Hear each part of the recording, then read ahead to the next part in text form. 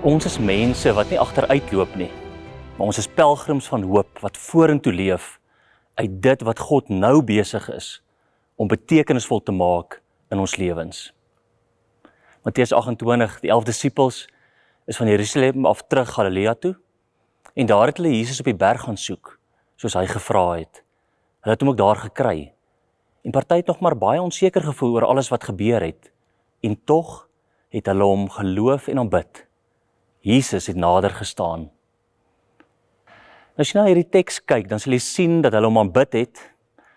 Hulle onthou wie hy was, maar as hulle so terugkyk, dan sal twyfel, daar's verlies. En Jesus wag nie tot hulle nou alles uitgesorteer het en tot hulle 100% seker is nie. Hy ontmoet hulle in hulle verwarring en dan skep hy betekenis deur hulle uit te stuur. Ek het onlangs by 'n familiebesigheid gesit waar daar gelowiges was en hulle het deur 'n moeilike seisoen gegaan. Persoonlik, besigheidsvlak, dinge het nie uitgewerk soos hulle gehoop het nie. So daar was 'n klomp verlies, teleurstelling, stilte, vrae. En op 'n stadium sê iemand, weet julle wat, as ek terugkyk, is ons hartseer, ons is ontnigter, ons is verward. Maar as ons vorentoe kyk, weet ons ook nie presies waarheen ons gaan en wat gaan gebeur nie, maar ons weet verseker dat ons nie alleen stap nie. En dis eintlik die hart van die pelgrimspad. Verlies, verwarring, pyn, hoop, onsekerheid is alles deel van hierdie hart van die pelgrimspad. Maar is in hierdie tussenin spasie waar ons dan begin vra, maar hoekom? Wat nou? Waar is God? En ek dink ten diepste soek ons nie eintlik meer antwoorde op die vrae nie. Ons soek nie sekerheid oor die antwoorde nie. Ek dink ten diepste probeer ons eerder sin maak en ons soek betekenis vir hierdie lewe, vir hierdie pad waarop ons is.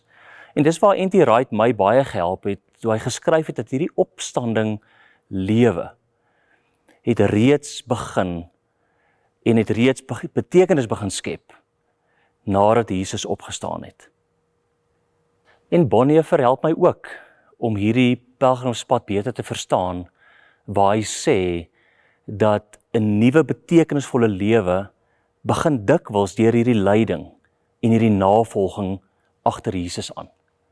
So pelgrims, ons is nie pelgrims omdat ons alles verstaan nie, maar ons is pelgrims omdat ons deel word van God se groter betekenisvolle storie. En ons verlies en verwarring word deur God omskep in betekenis. En ek bedoel, dis hoe Jesus ons help deur sy gees. Hy stap in daai situasie in. Hy in die verwarring, in die verlies, in die vraag. En dan sê hy vir ons, kyk na die verlede, moenie net daai storie tot nou toe raak sien ook die leë graf. En dan help hy ons om vorentoe te kyk en waar hy ons stuur en sê maar gaan, al maak alles nie sin nie, al twyfel jy partykeer, maar gaan uit. En hy leer vir ons dat hierdie wagtye, hierdie onsekerheid is juis ruimtes waar betekenis in ons lewens kan groei. En pelgrims ontdek hierdie betekenis in die verlies, in die verwarring. So die uitnodiging is om hierdie onsekerheid, hierdie verlies, dalk hierdie ontnigtering van jou in die oë te kyk en ruimte te maak vir betekenis om te groei.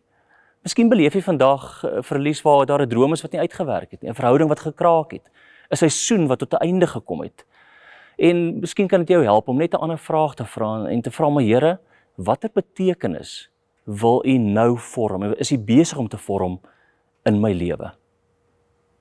Kom ons bid saam. Vader, dankie dat U vir ons op hierdie pelgrimspad vergesel en dat ons nie alleen is nie, maar dat U ook ons verlies, ons vra om vorm tot betekenis. Ek bid dit in Jesus se naam. Amen.